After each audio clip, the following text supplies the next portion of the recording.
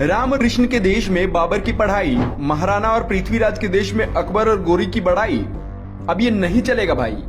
जी हाँ, बीजेपी की केंद्र और राज्य सरकार दोनों ही इकाइयों ने इस प्रथा को हमेशा के लिए खत्म करने का ठान लिया है। योगी सरकार ने मुगलिया इतिहास को हटाने का फैसला किया है। अब यूपी के स्कूलों में बाबरनामा और अकबरनामा जैसे पाठ नहीं पढ़ाए जाएंगे। 60 सालों तक देश की आने वाली पीढ़ियों को मुगलिया झूठ पढ़ाया गया, जबकि हमारे देश के वीरों को हारा हुआ दिखाया गया। पांडव साम्राज्य ने 800 वर्षों तक शासन किया। अहोम साम्राज्य ने लगभग 650 वर्षों तक असम को स्वतंत्र रखा। अहोमों ने खिलजी से लेकर औरंगजेब तक सभी को हराया। पल्लव वंश ने लगभग 600 वर्षों तक, चालुक्यों ने 600 वर्षों तक, मौर्य वंश ने अफगानिस्तान से श्रीलंका तक लगभग 550 वर्षों तक, सातवाहनों ने 500 वर्षों तक और गुप्त वंश ने 400 वर्षों तक शासन किया।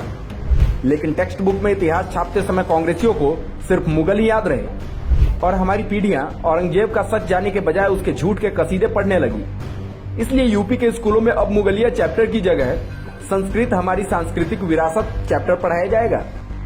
सिर्फ योगी सरकार ही नहीं, इससे पहले साल 2022 में केंद्र सरकार ने भी एनसीईआरटी की किताबों में भागवत गीता को पाठ्यक्रम में जोड़कर पिछली वामपंथी सरकारों द्वारा की गई गलतियों को सुधारने का क्रम शुरू कर दिया था।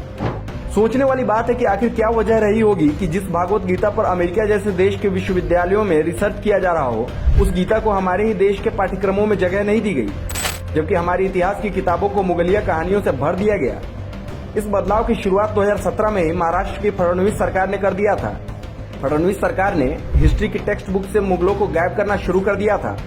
महाराष्ट्र में अब 7वीं और 9वीं क्लास की नई बुक में बदला हुआ असल इतिहास पढ़ाया जा रहा है, जिसमें शिवाजी महाराज की वीरता की कहानियों को अब विस्तार से पढ़ाया जा रहा है।